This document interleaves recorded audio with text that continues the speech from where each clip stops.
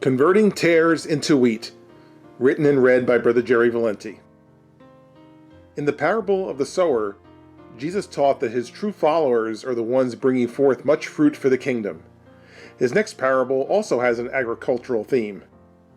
In this parable, a man wants to grow wheat in his field, so he plants good seeds in his field that will eventually bring forth fruit in the form of wheat.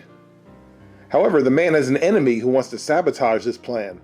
So the enemy sneaks in at night and plants his own seeds in the same field. These seeds will grow into tares, or weeds. The tricky thing about these tares is that they look a lot like wheat as they're growing. So it doesn't become apparent that there are two different things growing until some bring forth fruit and others do not. When the man's servants see what is happening, they want to remove the tares immediately. But the man tells them not to do this because some of the good wheat will be uprooted also. He assures them that everything will be sorted out at harvest time.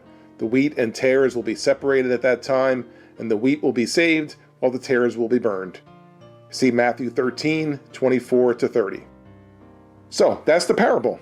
But what does it mean? Well, the first step in interpreting a parable is determining what each element of the parable represents.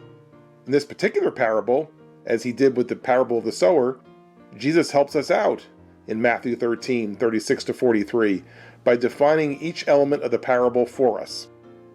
The field is the world. The man is Christ, and the good seeds are his true followers. The enemy is the devil, and the tares are his followers. Harvest time is the end of the world, and the reapers are the angels.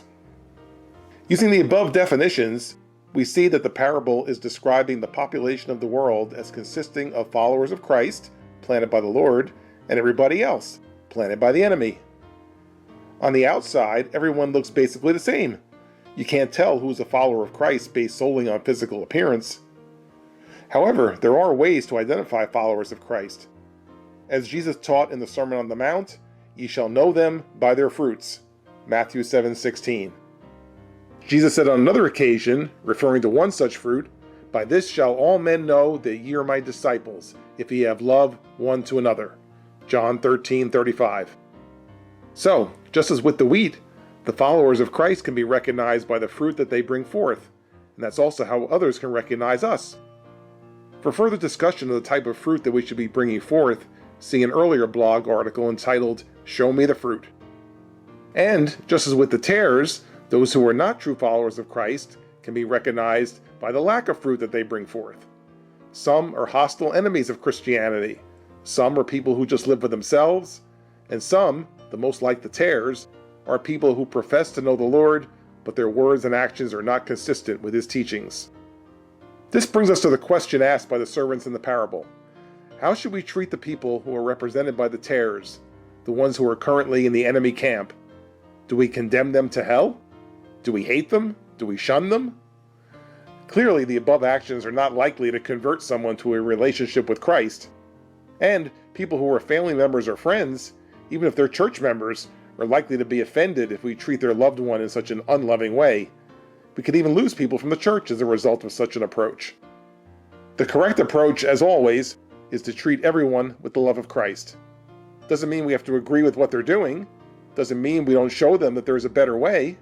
That's the real love of Christ, loving someone enough to try to get them out of the enemy camp and bring them into the family of God.